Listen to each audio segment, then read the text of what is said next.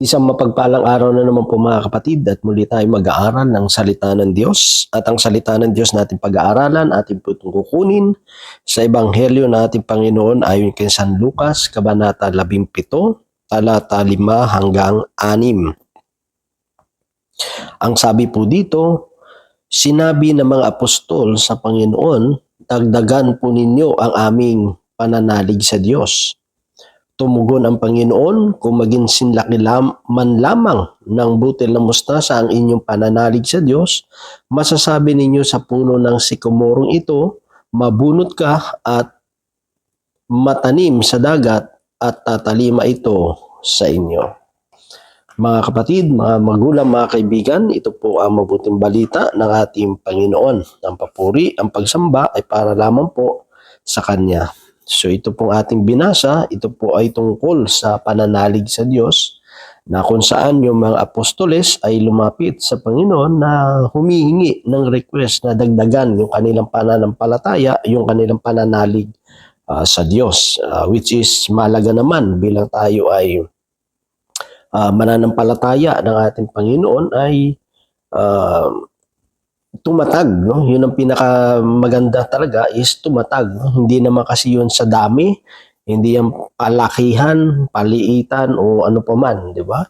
Ang mahalaga doon mga kapatid na tumatag yung ating pananampalataya sa Panginoon. At siyempre, tumatatag yung pananampalataya natin sa Panginoon dahil din ito doon sa mga karanasan natin, no? Yung mga experience natin sa Panginoon. Kaya nga, kung titignan natin yung sagot ng ating Panginoon sa request nila na dagdagan yung pananampalataya nila, hindi sinabi ni Lord, o sige, dadagdagan ko, di ba?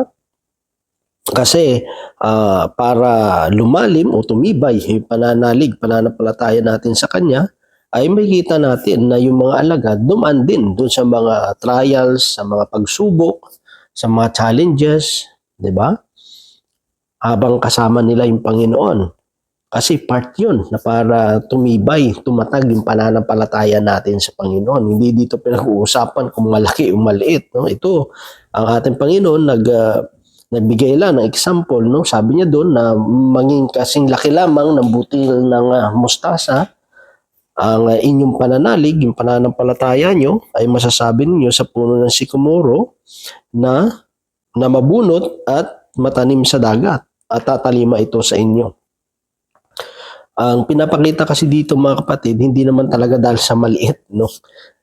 Maging ano talaga na ganoon, no? Ang pinapakita talaga dito mga kapatid, siyempre pag titignan natin, ang pinapakita dito ng ating Panginoon, yung pananalig na walang pag-aalinlangan.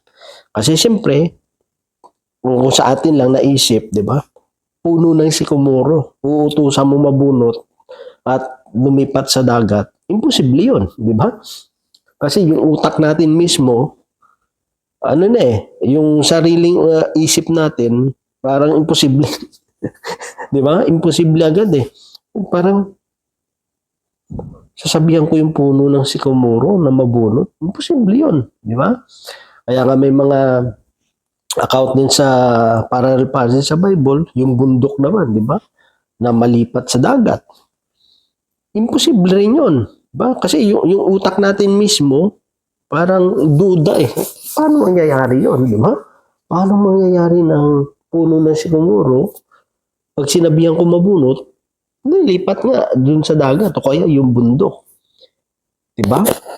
Ang inano kasi dun mga kapatid, ang pinaka-point dun, yung pananalig na walang pag-aalinlangan. Di ba? Kasi kung yung pananalig kasi ano yun beyond sa ano mo, sa nararamdaman mo, sa nakikita mo, di ba? Hindi yun nakabase sa mga pangyayari sa paligid natin, sa nakikita mo nga at nararamdaman mo. O kaya yung maabot ng isip mo kasi beyond pa yan sa pwede mong maisip, di ba? Kasi kung tingnan mo talaga yung sitwasyon, imposible talaga.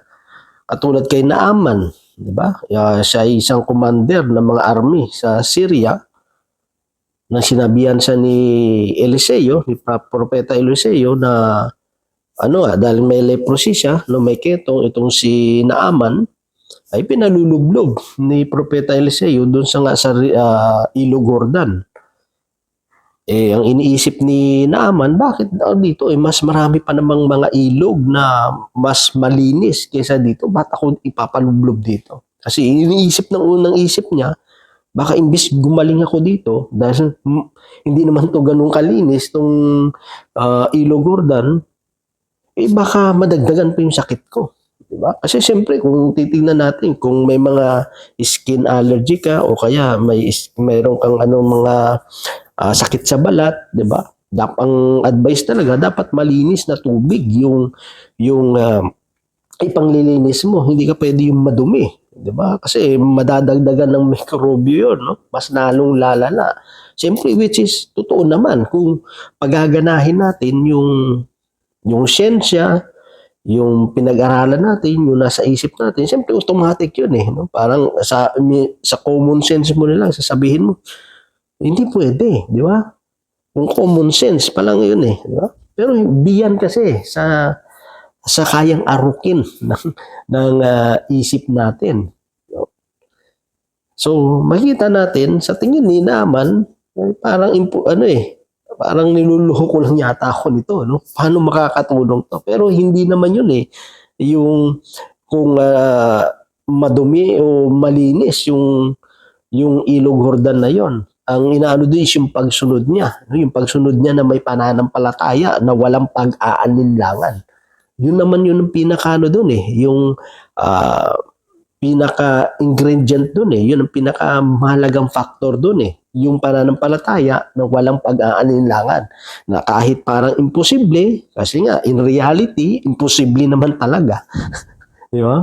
Pero ganun kumikilos yung pananampalataya Di ba? Beyond sa reality. Kaya nga pananampalataya Kaya nga yung miracle nangyayari kapag ang tao ay may pananampalataya sa Panginoon. Pag sinabi natin miracle, mahirap i-explain yun. Kasi kung mai-explain mo na yun, hindi na milagro yun, hindi na miracle yun. Kasi na-explain mo di ba? So, beyond siya So, kaya muna sinasabi ko na hindi yun dahil sa maliit o malaki. Ang pinaka-point kasi doon na ilustrasyon na binigay ng Panginoon, imposible man talaga na mabunot yung puno ng sikomoro, pero kung hindi ka mag-aalinlangan, mangyayari yon.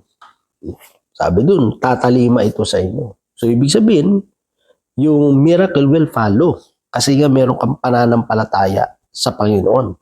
Diba? Katulad kay Pedro, ng Jesus ay lumalakad sa ibabaw ng tubig dahil nga gusto tulungan niya yung mga lingkod yung kanyang mga apostoles kasi inaano na ng alon yung bangka na sinasakyan ng mga apostoles.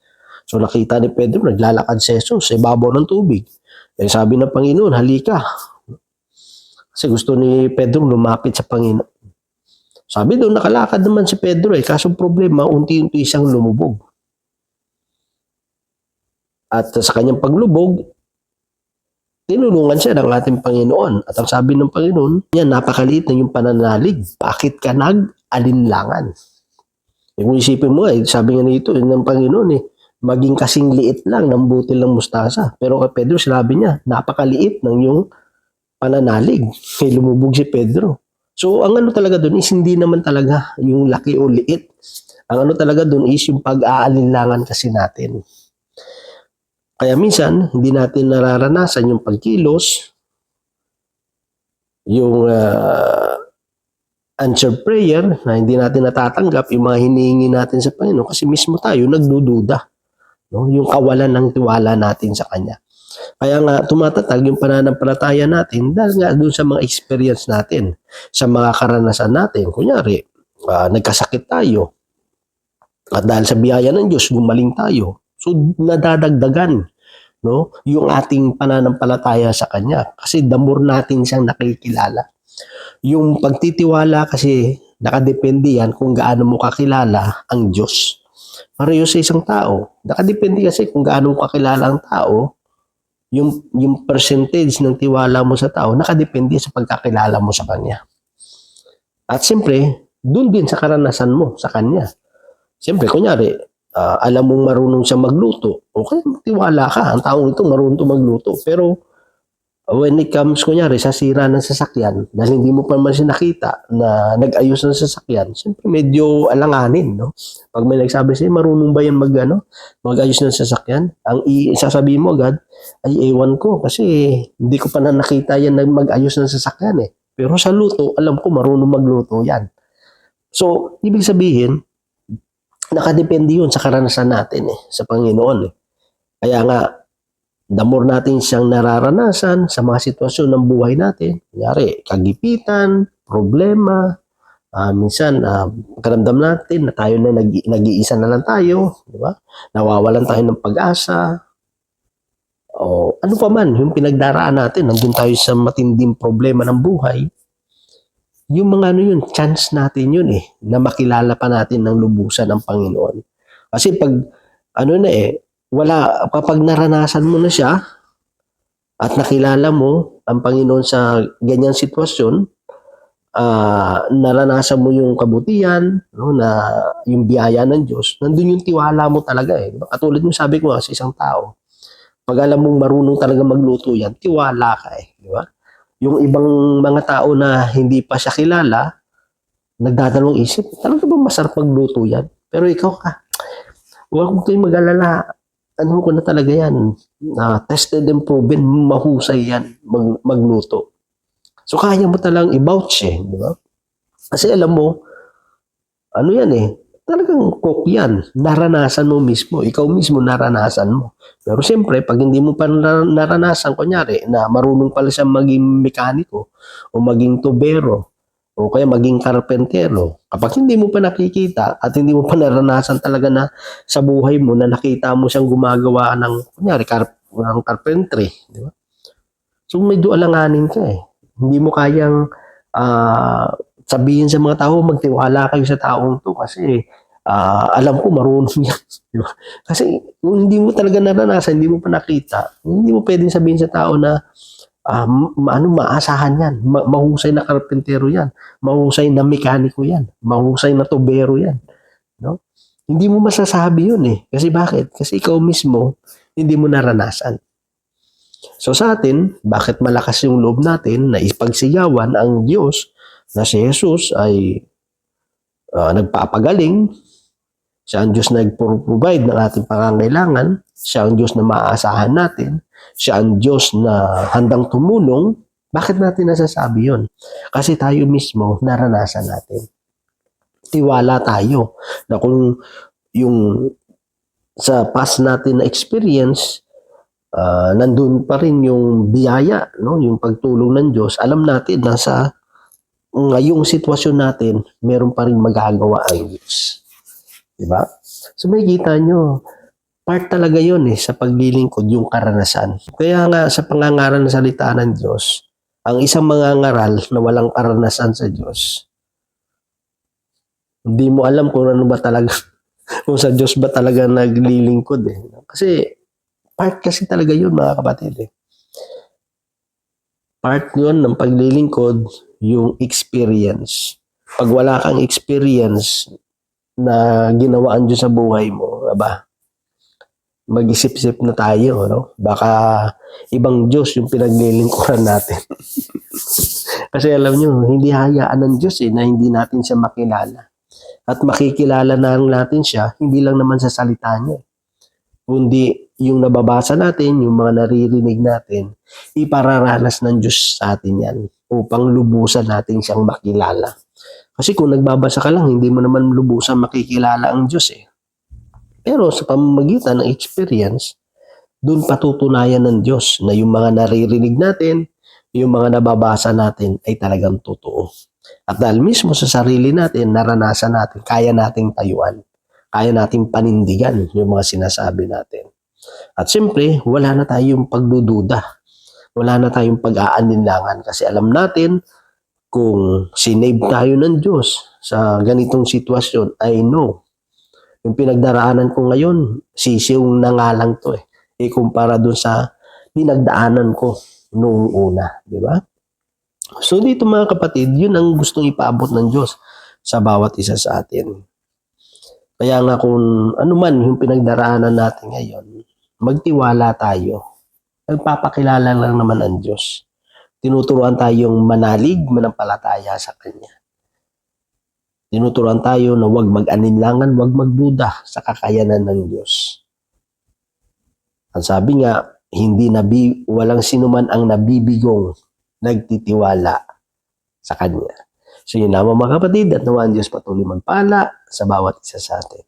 God bless po sa ating lahat.